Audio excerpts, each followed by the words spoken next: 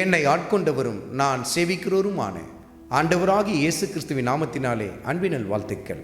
கிறிஸ்து இயேசுவுக்குள் மிகவும் பிரியமான அன்பு சகோதர சகோதரிகளே, ஆதியாகமத்தின் புத்தகத்தில் 13வது அதிகாரத்தில் 10வது வசனத்தை குறித்து கொண்டு தியானித்து பாருங்கள்.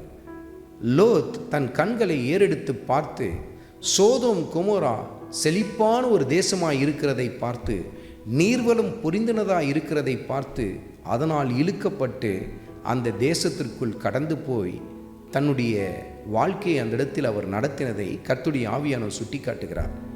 லோத்தின் கண்களுக்கு ஒரே ஒரு காரியம்தான் தெரிந்தது. அந்த சோதோம் கொமோராவில் காணப்பட்ட செழிப்பு, நீர்வளம், இதெல்லாம் அவருடைய கண்களை கவர்ந்து இழுத்தது. ஆனால் அதே அதிகாரத்தில் 13வது அதிகாரத்தில் 13வது வசனத்தை குறித்து கொண்டு தியானித்து பாருங்கள். சோதோமின் ஜனங்கள் கர்த்தருடைய பார்வையிலே மகா பாவிகளாய் காணப்பட்டார்கள் என்று சொல்லி கர்த்தருடைய ஆவியானவர் சுட்டி காட்டுகிறார். சோதோம் கொமோராவிலே பாவம் பெருகி போய் காணப்பட்டது. அது லோத்தின் கண்களுக்கு தெரியவில்லை. ஏனென்றால் அவர் கண்கள் அந்த செழிப்பினால் மறைக்கப்பட்டு காணப்பட்டது. பாருங்கள், இப்படிதான் அருமையான வாலிப மகனே, வாலிப மகளே, நீ உன் வாழ்க்கையில் ரொம்ப அழகாக இருக்கிறா, ரொம்ப அழகாக இருக்கிறான், ரொம்ப நல்ல பையன் போல இருக்கு, ரொம்ப நல்ல பொண்ணு போல இருக்கு, இவ தான் என் வாழ்க்கையின் துணை, இவன் தான் என் வாழ்க்கையுடைய துணை என்று சொல்லி காதல் வலையில் சிக்கி விழுந்து கொண்டிருக்கிறாயா? உன் கண்கள் எல்லாம் இப்பொழுது ஒரு கவர்ச்சியினால் மயக்கப்பட்டு கொண்டிருக்கிறது. அதனால் மறுபக்கத்தை நீ பார்க்க மறந்து போய்விட்டாய். அருமையான மகனே, அருமையான மகளே, இப்படி தான் லோத்தும் மறுபக்கத்தை பார்க்க மறந்துட்டார். ஏன்னா அவருடைய கண்கள் முழுவதும் செழிப்பினால் மறைக்கப்பட்டு போய்விட்டது. பாவம் அவருடைய கண்களில் தெரியவில்லை. இன்றைக்கு வாலிப மகனே, வாலிப மகளே, உன் கண்கள்லேயும் அழகு மாத்திரம்தான் தெரியும், அறிவு மாத்திரம்தான் தெரியும்.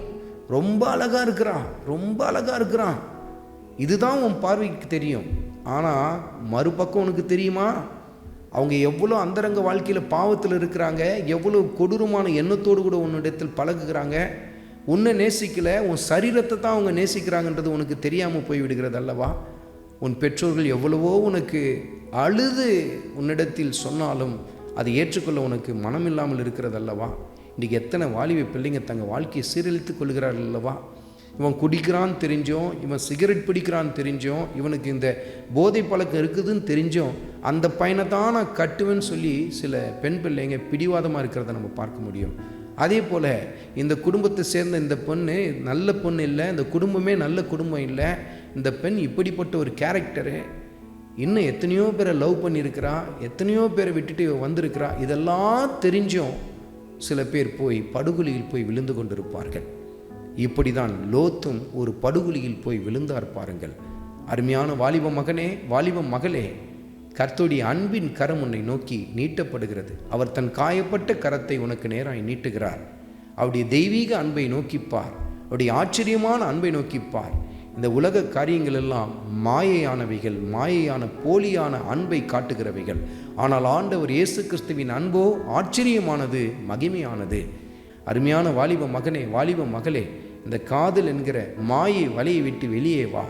ஆண்டவர் இயேசு கிறிஸ்துவின் பிரசன்னத்தை நோக்கி நீ வருவாய் என்று சொன்னால், நீ வார்த்தையை நீ தேடுவாய் என்று சொன்னால், இப்படிப்பட்ட எல்லாவித மாயையான காரியங்களிலிருந்து நீ தப்புவிக்கப்படுவாய். அது மாத்திரமல்ல, பொல்லாதவர்களின் கரங்களிலிருந்தும் கர்த்தர் உன்னை தப்புவிப்பார்.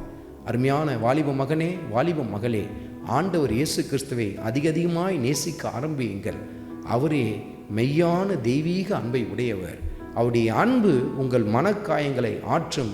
அவருடைய அன்பு உங்கள் வாழ்க்கையை மறுரூபப்படுத்த ஆரம்பிக்கும். ஆண்டவராகிய இயேசு கிறிஸ்துவின் கிருபை உங்கள் அனைவரோடும் கூட இருப்பதாக. ஆமென்.